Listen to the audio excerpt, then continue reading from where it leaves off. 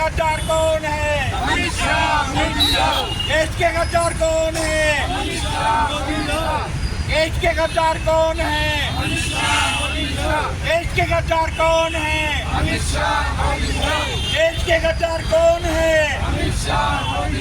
देश के गद्दार कौन है? करते हैं और साथ ही साथ हम ये मुतालबा करते हैं कि अमित शाह जैसे आदमी को और इस्तीफा देना चाहिए, क्योंकि अमित शाह सावरकर के फॉलोअर है और सावरकर के बारे में आप जानते हैं कि वो हमेशा से दलित के दुश्मन रहे और अम्बेडकर के दुश्मन रहे। आरएसएस का हमेशा फार्मूला रहा कि वो एंटी दलित काम करे। उस नज़रिए को वो लोग अपने जाती तौर पर आरएसएस में रह के आप जो चाहे बोल सकते हैं, लेकिन जब आप मुल्क के वज़ीर दाखिला बने हैं और आप पार्लियामेंट में बात कर रहे हैं तो आपको क्या इस तरीके के नज़रिया नहीं रखना चाहिए। हम इसकी निंदा करते हैं क्योंकि इस नज़रिए से ये बात आम हो गई है कि इस मुल्क के अंदर हम दो किस्म के फॉर्म चल रही है।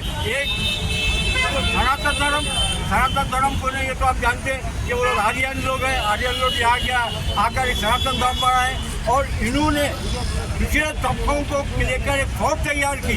ये सावरकर के किताब में है और लोग वीडियो में भी बोले हैं कि हमको फौज तैयार करना चाहिए जंग करने के लिए, लड़ने के लिए। किससे लड़ना है तुम्हारे को? तुम तो अंग्रेज के गुलाम थे, अंग्रेज से तुम्हारे को महाना आमदनी थी और तुमको CIA से आमदनियाँ थी, फिर लड़ते किससे थे तुम?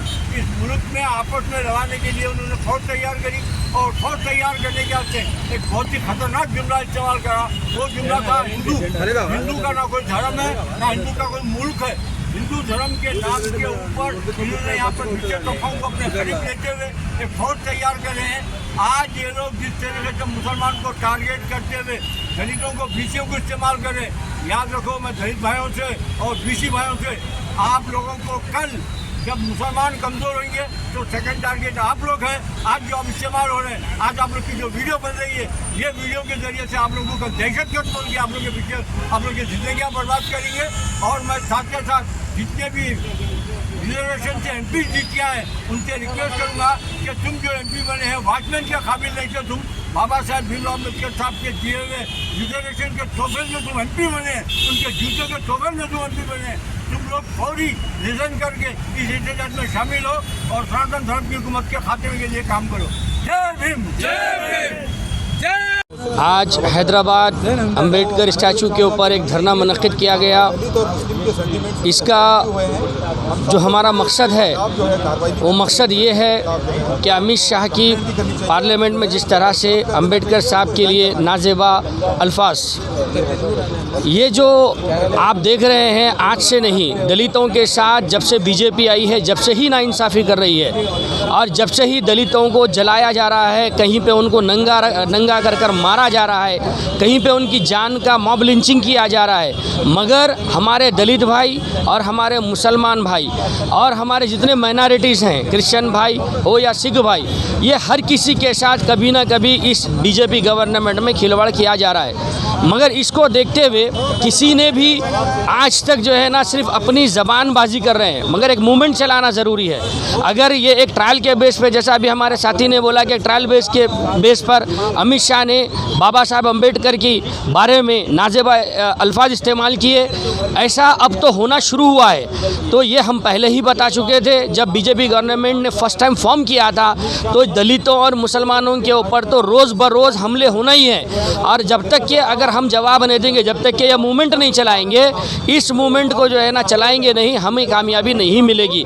जब तक जैसे कि अंग्रेज़ों को हमने देश छोड़ो आंदोलन जैसा हमने नारा लगाया था, वैसे ये चोरों को देश छोड़ो आंदोलन हमें लगाना है और हमें ये नारा लगाते हुए ये चोरों को देश से भगाना है। आज टाइम बॉन्ड बाबा साहब अम्बेडकर के कैसे ये धरना कर रहे हैं, जो पार्लियामेंट में अमित शाह जो गलत अल्फाज इस्तेमाल करें बाबा साहब के बारे में। आज बाबा साहब की वजह से हम लोग ये सूरत में सुकून में सारी पब्लिक आवाम है, ये बाबा साहब को गलत बदनाम करने के लिए आपने साजिश की है, इसके लिए इस्तीफ़ा देना आप क्योंकि हम चाह रहे हैं।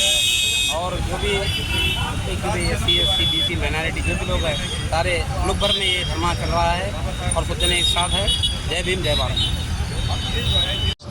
लोअर टैंक बैंड पर बाबा साहब अम्बेडकर के मुजस्समे के पास SC ST BC मुस्लिम फ्रंट की तरफ से एक एहतजाजी धरना मुनज़्ज़म किया गया है। और वो धरना आप जानते हैं अच्छी तरीक़े से कि अमित शाह ने पार्लियामेंट के अंदर बाबा साहब अम्बेडकर की तौहीन की है और बड़े भद्दे अल्फाज के साथ उन्होंने बाबा साहब का नाम लिया है। और उनके इस तरीक़े से बोलने से पता ये चलता है कि ये बाबा साहब अम्बेडकर के ये बेजार है, अमित शाह बेजार है और वो क़ानून के ऊपर भी यकीन नहीं रखता और वो ये चाहता है कि बाबा साहब अम्बेडकर का नाम को ख़त्म कर दिया जाए। तो मैं हुकूमत इनसे मुतालिबा करता हूँ कि अमित शाह जो तड़ीपार है, जो रौडी है और जिसके ऊपर केसेस बुक है, उसको बरतरफ किया जाए। बाबा साहब अम्बेडकर ने कानून बनाया जिसमें सारे कौमों को जीने का हक़ दिया और मसावत पर मबनी कानून बाबा साहब अम्बेडकर ने बनाया। और वो कानून अल्हम्दुलिल्लाह जिसकी वजह से आज तक मुल्क सालिमियत का पर है और आज तक ये मुल्क सारी कौमों के लिए गहवारा बना हुआ है। और आज अमित शाह और BJP ये चाहते हैं कि इस कानून को ख़त्म किया जाए और बाबा साहब अम्बेडकर के नाम को भी ख़त्म करने की कोशिश की जा रही है।